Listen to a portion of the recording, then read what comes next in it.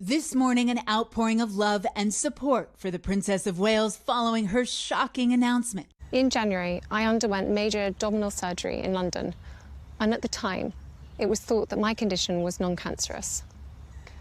The surgery was successful. However, tests after the operation found cancer had been present. In Friday's deeply personal video message, the 42-year-old sharing she's in the early stages of preventative chemotherapy, which Kensington Palace says began in February. The palace adds Kate herself chose to write and deliver a video message instead of a written statement. I am well and getting stronger every day. And the global reaction was immediate. President Biden posting, "Jill and I join millions around the world in praying for your full recovery, Princess Kate." The British Prime Minister adding, "The Princess of Wales has the love and support of the whole country." And Kate's brother, James Middleton, posting, "Over the years, we have climbed many mountains together. As a family, we will climb this one with you too." From California, Prince Harry and Meghan wishing Kate health and healing and have reached out to the Wales family privately. Having William by my side is a great source of comfort and reassurance too, as is the love, support and kindness that has been shown by so many of you. Immediately following the announcement, King Charles also going through cancer treatment, saying he is so proud of his daughter-in-law. I think for her and for the King, the outpouring of support for both of them and well wishes for both of them to recover quickly has been hugely heartening. A source at Kensington Palace adds the pair had lunch on Friday before the video's release. This new experience for them both will really cement what has long been a very affectionate bond between the King and his beloved daughter-in-law. You know, they share a lot of the same interests. And now, with the kids on Easter holiday, a plea to grant her family privacy while she recovers. As a family, we now need some time, space and privacy while I complete my treatment. For now, I must focus on making a full recovery. Now, guys, the family often spends their school breaks at their house in Norfolk. We will not see Kate at Easter, Kensington Palace says. And the palace also says that as Kate feels better, as she feels well enough, she will start picking back up some royal events.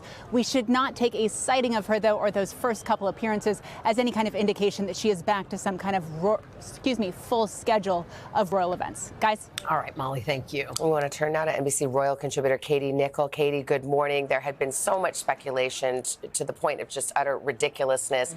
Do you think Kate has now put this issue to rest with this video? Well, you would have to hope so, wouldn't you? And you would have to hope that common sense would prevail. And I think for the most part, it has done. However, what you can't control are bots. There's a whole Whitehall theory here that possibly hostile countries, Russia and Iran, may be behind some of these anti-Kate conspiracy theories. So I don't think it's going to stamp it out completely, but I think for the general public, for those that, are gathered here at the Palace Day and around the world sending their support, we have heard the real reason. That final bit of the jigsaw has now completed the puzzle, and now this family needs time and space out of the limelight to recover and to come to terms with what is clearly a great shock and a very devastating diagnosis. But I do think that message of hope that the Princess relayed at the end of her unprecedented video message was so important. Yeah, she asked for privacy, and I think every mom around was thinking about how she told her children about what was happening and how difficult that was. She's asking for privacy. Do you think people will grant that, stay away from her and give her space? I think they absolutely will do, and I think anyone that doesn't is going to be on the receiving end of legal action. I think the palace have made that very clear, and we've seen Prince William take legal action against the press and paparazzi in the past, and he won't think twice about doing it again. This is a man who is ferocious when it comes to protecting the privacy, not just of his wife, but of his young family as well. And I think the timing of that video message was really important, as Molly was saying, that it went out just at the start of the Easter holidays when the family were already out of the capital. They're now on a retreat at their Norfolk home, and they can just hunker down, switch off the news and come to terms with this as a family. And I think that's really important. They do need this time. Indeed. Katie, really quickly while we have you, what more do we know about how King Charles is doing? Well, my sources tell me he's responding really well to treatment and he's in really good spirits. And he's very optimistic. I think there's a real sense of positivity, both here at the palace amongst his aides, but also amongst his family friends who have seen him, who do speak to him regularly, and a bit of a sense of frustration that he'd love to be back at work full time, and a little bit of frustration that he can't be. But I think we're going to, well, obviously we're going to see the King at the Easter service, a slightly scaled back Easter service on Easter Sunday. But there's talk that he could be making an appearance at Ascot. We're in for a pretty busy royal season now, so let's hope the King is able to be at the things that he'd like to be at. But that's what I'm hearing. He wants to be there. All right, Katie Nicholl, thank you very much.